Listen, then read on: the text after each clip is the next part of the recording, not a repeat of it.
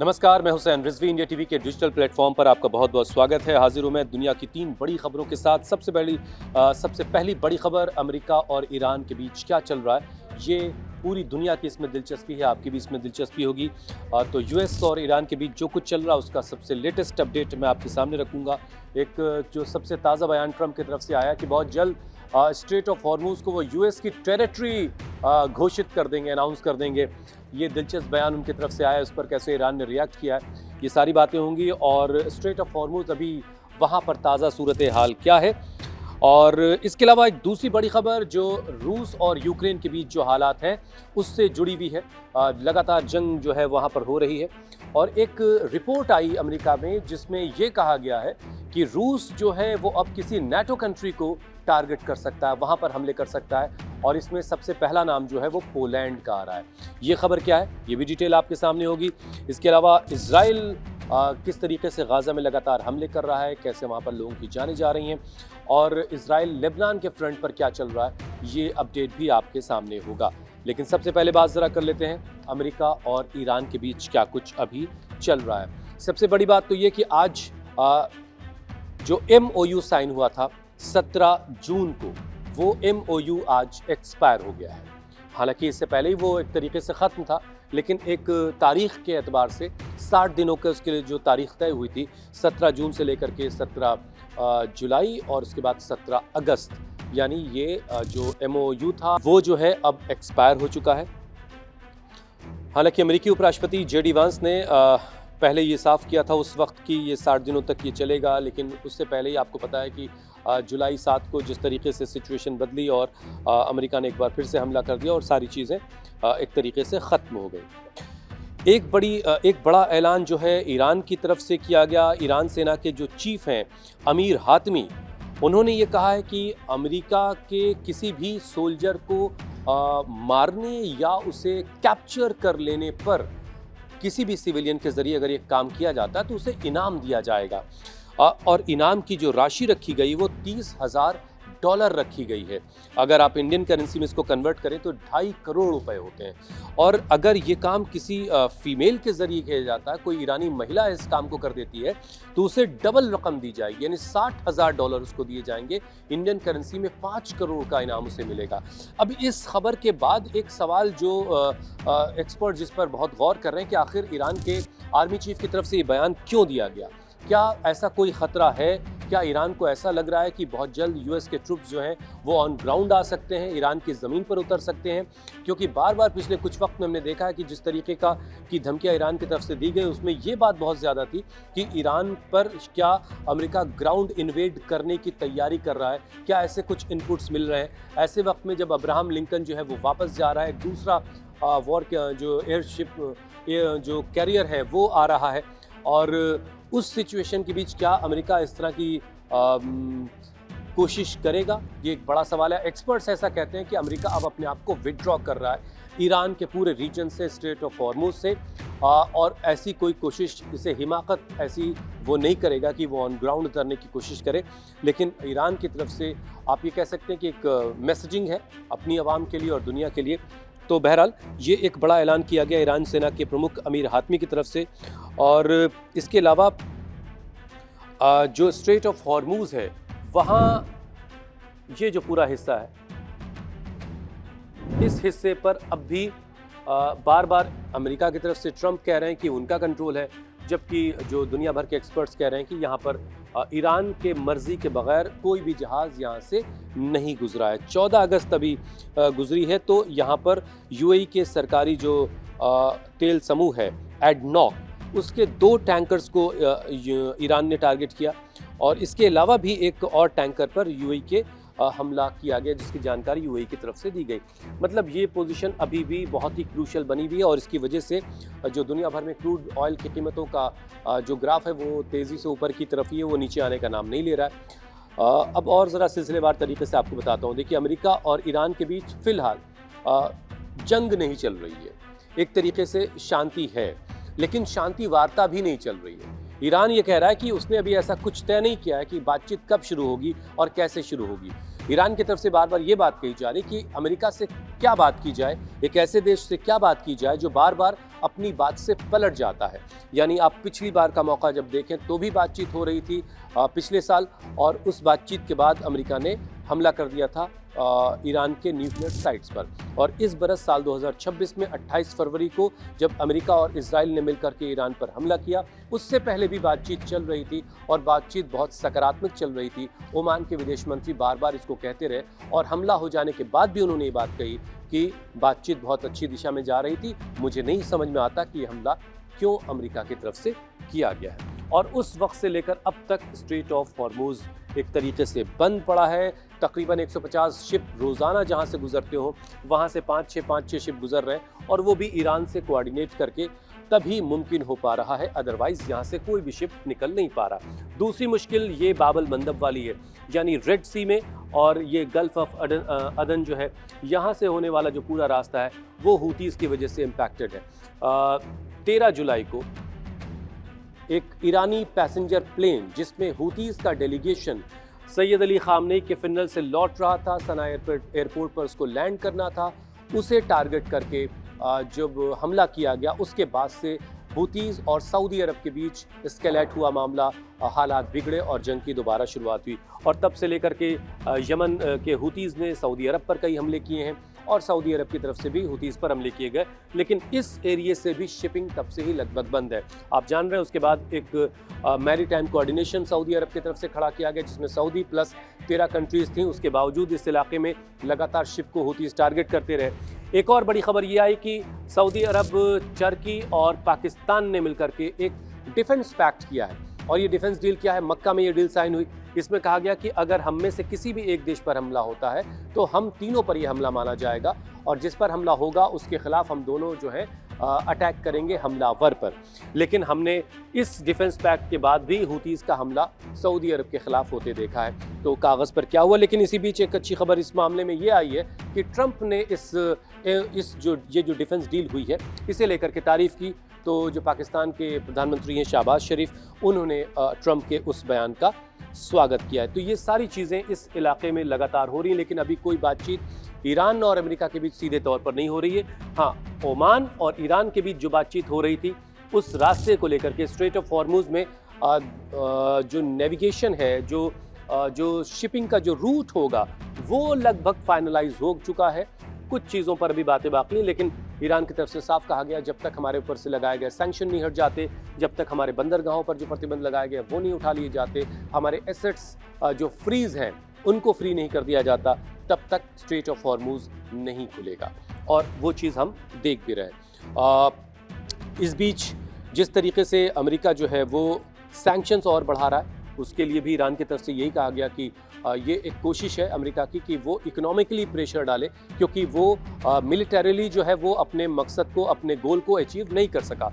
मतलब 4 से 5 महीनों की जंग के बाद, इतनी सारी बम्बारमेंट के बाद भी ईरान को जो घुटनों पर लाने की एक कोशिश थी अमेरिका की, वो बहरहाल वो नहीं कर सका। और एक्सपर्ट्स शुरुआत से ये बात कहते आए कि अमेरिका अपने इस रीजन में अपने गोल अचीव नहीं कर पाएगा, यानी रिजीम चेंज या फिर स्ट्रेट ऑफ हॉर्मुज को लेकर के। और हालांकि न्यूक्लियर प्रोग्राम को लेकर के तो ईरान पहले से ही वो कहता रहा है कि उसका सिविल न्यूक्लियर प्रोग्राम है और वो बिल्कुल न्यूक्लियर पावर्ड होने की कोशिश नहीं कर रहा है।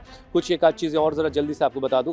अब देखिए, हाल के वक्त में यहाँ से टैंकर्स की जो आवाजाही बहुत घटी है और ये पिछले हफ्तों की तुलना में बहुत घट गई है।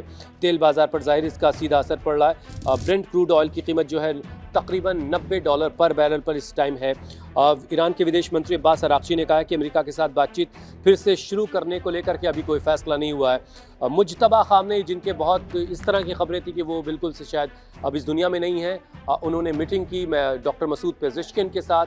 और अभी एक जो ताज़ा बयान आया है ईरान के सिक्योरिटी चीफ मोहसिन रज़ाई की तरफ से, उन्होंने जिस तरीके से मुज्तबा खामनेई ने अपनी टीम बनाई और IRGC के तमाम जो पोस्ट वैकेंट थे वहाँ पर अपॉइंटमेंट किए हैं, उसे लेकर के उन्होंने कहा कि इससे जो IRGC की जो ताकत है वो और बढ़ी है और IRGC इससे और मजबूत होकर के ग्राउंड पर लड़ाई लड़ने के लिए तैयार है।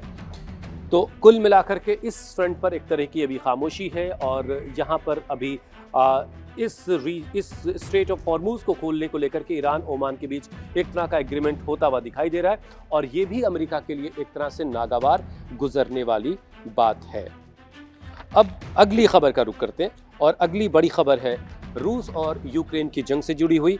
अमेरिका की एक रिपोर्ट में ये कहा गया कि रूस जो है अब बहुत जल्द किसी नेटो कंट्री को निशाना बना सकता है और वो कंट्री कौन हो सकती है ये बस अंदाज़ा ही लगाया जा रहा है और इस अंदाजे के मुताबिक वो नाम जो है एक्सपर्ट्स ऐसा कह रहे हैं कि पोलैंड वो कंट्री हो सकती है और पोलैंड में एक ऑपरेशन अभी कुछ वक्त पहले हुआ था जिसे लेकर के डिटेल्स आई थी। तो इससे ये भी चेक होगा कि अगर इस तरह का कोई हमला रशिया की तरफ से होता है तो क्या नेटो कंट्रीज़ इन्वॉल्व होती हैं, जो उसका पॉइंट 5 है जो ये कहता है कि नेटो कंट्री में किसी भी एक देश पर हमला हुआ तो वो नेटो उस पर हमला माना जाएगा और नेटो उस पर उसका जवाब देगा। तो क्या रशिया की तरफ से अगर पोलैंड को हम पर हमला होता है तो क्या नेटो कंट्रीज़ वहाँ हमला करेंगी? जिस तरीके का बयान पिछले कुछ वक्त में हमने ट्रंप का नेटो कंट्रीज़ को लेकर के नेटो को लेकर के देखा है, थोड़ी सी इसमें उलझन एक्सपर्ट्स को दिखाई देती है। बहरहाल ये आने वाला वक्त बताएगा, लेकिन रूस यूक्रेन युद्ध में यूरोप जो है अब एक नई रणनीति के साथ काम कर रहा है। जंग लगातार जारी है। 16 अगस्त को रूस ने यूक्रेन पर नए हवाई हमले किए, जबकि यूक्रेन ने मॉस्को में भी बड़ा ड्रोन हमला किया है। रूसी हमले में एक स्टील प्लांट पर 2 लोगों की जानें गई, ये खबर आई वहाँ से। यूक्रेन ड्रोन हमले में मॉस्को में एक व्यक्ति की मौत हुई। एक वेयर हाउस को निशाना बनाया यूक्रेन ने। अच्छा, वेयर हाउसेज कई बार इस पूरी जंग में हमने यूक्रेन को टारगेट करते देखा। इसकी क्या वजह है वो बारीक सी बात आपको बताता हूँ। यूक्रेन ने जो ये एक स्ट्रेटेजी बनाई कि वो वेयर हाउसेज को टारगेट करेगा क्योंकि वहाँ बहुत कोई सिक्योरिटी नहीं होगी और बहुत आसानी से उसको निशाना बना सकता है। तो उसकी वजह ये है कि वेयर हाउसेज में लोगों के पैकेट्स हैं, यानी आपने अपने घर से कोई सामान अपने लिए ऑर्डर किया है, वो आपके घर आना है, उससे पहले वो वेयर हाउस में है और अगर वो सामान वेयर हाउस में डिस्ट्रॉय कर दिया जाता है तो आम आदमी उससे अफेक्टेड होगा। यानी आम आदमी कैसे अनरेस्ट की तरफ जाए, यानी आम रूस की सरकार के खिलाफ उठ के खड़ा हो, इस कोशिश की तरफ ये जंग में ये हमले जो वेयर हाउसेज है उस पर किए जा रहे हैं। अब देखिए, यूक्रेन अपनी लंबी दूरी की मिसाइल क्षमता को तेज़ी से बढ़ाने की कोशिश कर रहा है। यूक्रेन के जो रक्षा मंत्री हैं, पूर्व रक्षा मंत्री, उनके मुताबिक यूक्रेन 3 से 6 महीनों में घरेलू बैलिस्टिक मिसाइल इस्तेमाल करने की क्षमता हासिल कर सकता है। इस जंग के परिवेश में भी वो इस पर काम कर रहे हैं। यूक्रेन ने पिछले हफ्ते बड़ी संख्या में ड्रोन और मिसाइल हमलों का सामना करने की बात कही। यूरोपीय संघ रूस पर और कड़े प्रतिबंध लगाने के इस बीच तैयारी कर रहा है। यूरोपीय यूनियन के विदेश नीति प्रमुख जो हैं काया कैलास, उन्होंने कहा कि आने वाले महीनों में रूस के खिलाफ सबसे व्यापक प्रतिबंध पैकेजेस को एक बार इम्प्लीमेंट फिर से किया जा सकता है। और रूस ने इससे पहले यूक्रेन के साथ ब्लैक सी युद्ध विराम के प्रस्ताव को भी खारिज कर दिया, जिससे तत्काल शांति की जो संभावना है वो भी खारिज होती हुई दिखाई दे रही है। बहरहाल, तो ये थी दूसरी बड़ी खबर रूस और यूक्रेन के फ्रंट पर। और अब तीसरी बड़ी खबर इजराइल गाजा और इजराइल लेबनान के फ्रंट की बात कर लेते हैं। इजराइल से एक जो रिपोर्ट आई जिसमें ज़बरदस्त लॉस और एक बड़ी कीमत जंग की चुका रहा है इजराइल, लेकिन इसके बावजूद जो आने वाले चुनाव हैं उसे देखते हुए इजराइल की जंग लगातार जारी है। अब देखिए, गाजा में अक्टूबर 2025 का जो युद्ध विराम हुआ था वो एक सिर्फ कागजी और हवाई बात है। उसके बावजूद लगातार इजरायली हमले जारी हैं। पिछले कुछ दिनों में इजराइल ने गाजा में जो हवाई हमले हैं अपने तेज़ किए हैं। खान यूनिस, नुसरत कैंप का जो इलाका, इन इलाकों में कई हमले किए गए, बहुत सारे फ़लस्तीनियों की जानें गई हैं। अमेरिकी राष्ट्रपति ट्रंप के दूत जेरेड कुश्नर जो हैं इस वक्त काहिरा पहुँचे हुए हैं, इजिप्ट में वो इस वक्त हैं, और हमास के वरिष्ठ नेता खलील अल हय्या से मुलाकात हुई है। ये बातचीत गाजा पीस प्लान को लेकर के हुई है और इसको अब आगे बढ़ाने की बात हो रही है, जिसे मानने से इजराइल इनकार कर चुका है। अमेरिका की जो प्लान है वो ये है कि स्थायी युद्ध विराम हो सके और इजरायली सेना को गाजा और वेस्ट बैंक के इलाकों से उसे वापस लिया जा सके और हमास को डिसआर्म किया जा सके। दूसरी तरफ प्रधानमंत्री जो हैं इजराइल के बेंजामिन नेतन्याहू, वो जो हैं इस बात की जिद पर अड़े हुए हैं कि जब तक हमास को पूरी तरह से डिसआर्म नहीं किया जाएगा इजरायली फोर्सेस वापस नहीं आएंगी, और ये बातचीत में एक बड़ा अड़ंगा इस वजह से लग गया है। इजरायली सेना अभी भी गाजा में लगभग 60% हिस्से को कंट्रोल कर रही है।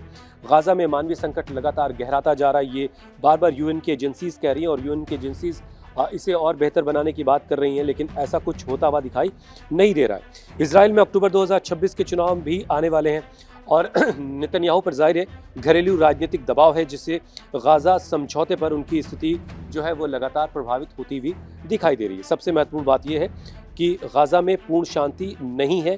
कूटनीतिक कोशिशें लगातार चल रही हैं, लेकिन उनका असर कितना होगा ये आने वाला वक्त बताएगा। लेकिन जेरेड कुशनर मिस्र में है, शायद उम्मीद की जा रही है, एक्सपर्ट्स कह रहे हैं कि शायद जो है बहुत जल्द कोई नतीजा दिखाई दे और बेंजामिन नेतन्याहू को किसी चीज़ के लिए मना लिया जाए। उधर लेबनान में भी इजराइल के साउदर्न लेबनान जो है वहाँ पर इजराइल के हमले लगातार जारी हैं।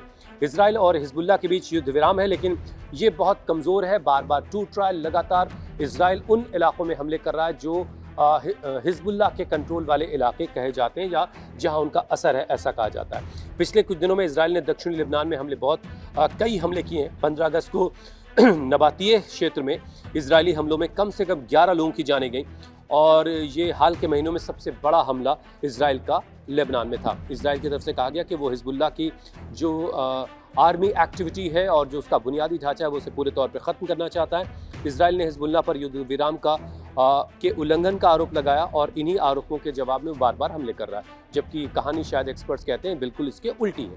हिजबुल्लाह आप जानते ही हैं कि ईरान का करीबी है और करीबी सहयोगी है और इसीलिए ईरान अमेरिका संघर्ष का जो असर है इन मोर्चों पर भी पड़ता हुआ दिखाई दे रहा है। दक्षिणी लेबनान के कई इलाके हैं जहां पर इजरायली फोर्सेस मौजूद हैं और उनकी सैन्य गतिविधियों की वजह से जो वहाँ की आम सिविलियन है, लेबनान की जो आवाम है, उनकी ज़िंदगी पर जाहिर है बुरा असर पड़ रहा है। लेबनान की सरकार इस मौजूदा स्थिति को अपनी संप्रभुता का, अपनी सॉवरेनिटी का उल्लंघन मानती है और बार बार सरकार की तरफ से कहा जा रहा है कि इजरायली फोर्सेस को वापस जाना चाहिए। अगर युद्ध विराम को कायम रखना है तो इनको वापस जाना होगा और ये कोशिश लगातार हो रही है। सीमा क्षेत्र में तनाव का एक बड़ा खतरा ये है कि कोई बड़ा हमला युद्ध विराम को पूरी तरह से ख़त्म कर सकता है और इजराइल हिजबुल्लाह के बीच एक बार फिर से जंग बड़ी छिड़ सकती है। इस बीच खबर एक ये भी आई है कि हिजबुल्लाह के एक बड़े कमांडर को इजरायली फोर्सेस ने मारने का दावा किया है।